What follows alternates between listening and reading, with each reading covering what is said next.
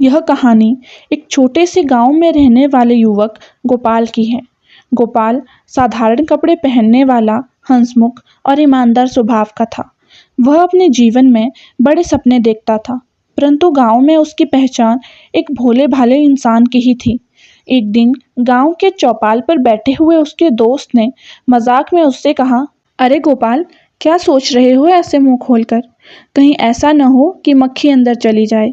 गोपाल मुस्कुराते हुए बोला, अरे भाई, मैं सोच रहा हूँ कि शादी के बाद लड़कियां ससुराल क्यों जाती हैं और लड़के क्यों नहीं।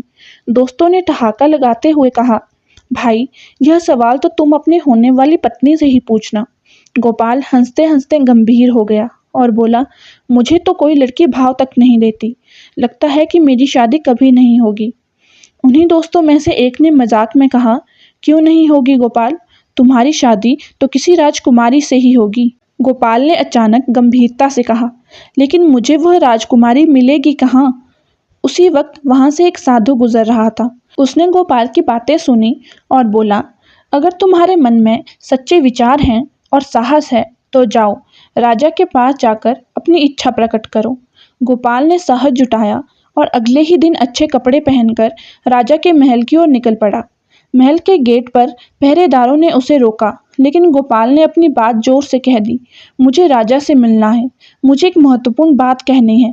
कुछ देर बाद गोपाल को राजा के सामने पेश किया गया। राजा ने उसे देखा और मुस्कुराते हुए पूछा, कहो गोपाल, किस काम से आए हो? गोपाल ने आत्मविश्वास से उत्तर दिया, महाराज, मैं आपकी पुत्री से विवाह करना चाहता हूँ। राजा ने एक पल के लिए सोचा और फिर हंसकर कहा, राजकुमारी से विवाह करना इतना आसान नहीं है, तुम्हें एक कठिन परीक्षा से गुजरना होगा। गोपाल ने कहा, महाराज, मैं किसी भी परीक्षा के लिए तैयार हूँ। राजा ने उसे उत्तर दिशा में रहने वाली एक कंजूस महिला का जिक्र किया। वह महिला बेहद अमीर थी, परंतु अपनी संपत्ति की रक्षा के लिए बहुत सतर्क रहती थी। राजा ने कहा, तुम्हें उस महिला से एक मोर लाकर देना होगा। अगर तुम ऐसा कर सके तो मैं तुम्हारी शादी अपनी बेटी से करवा दूंगा। गोपाल बिना किसी संकोच के उस महिला के घर की ओर चल पड़ा। रास्ते में उसे एक बूढ़ी महिला मिली जो असल में एक जादूगरनी थी। उसने गोपाल से पूछा, कहाँ जा रहे हो बेटा? गोपाल ने अपनी कहानी सुनाई। जादूगरनी ने मुस्कुराकर कहा, तुम सच्चे दिल के और साहसी हो, जाओ, मेरा आशीर्वाद तुम्हारे साथ है। गोपाल उस महिला के घर पहुंचा। महिला ने उसे देखा और कठोर स्वर में पूछा, यहाँ क्यों आए हो?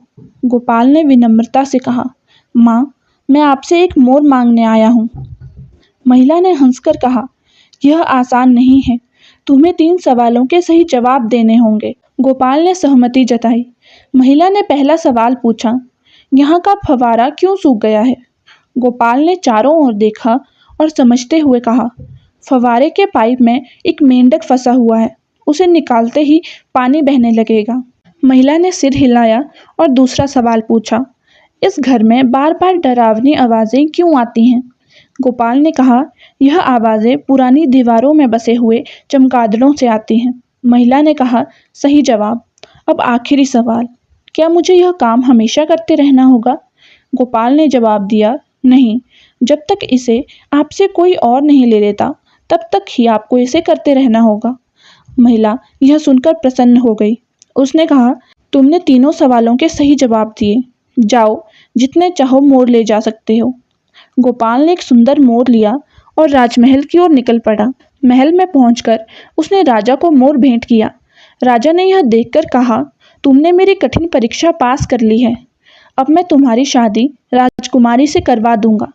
राजकुमारी ने गोपाल की सादगी और साहस को देखकर उसे स्वीकार किया और दोनों का विवाह पूरे राज्य में धूमधाम से संपन्न हुआ। यह कहानी हमें सिखाती है कि सच्चे साहस और निष्ठा से किए गए प्रयास हमेशा सफल होते हैं, चाहे परिस्थितियाँ कितनी भी कठोर क्यों ना हो। ऐसी ही कहानियाँ देखने के लिए हमें फॉलो और सब्सक्राइब करें।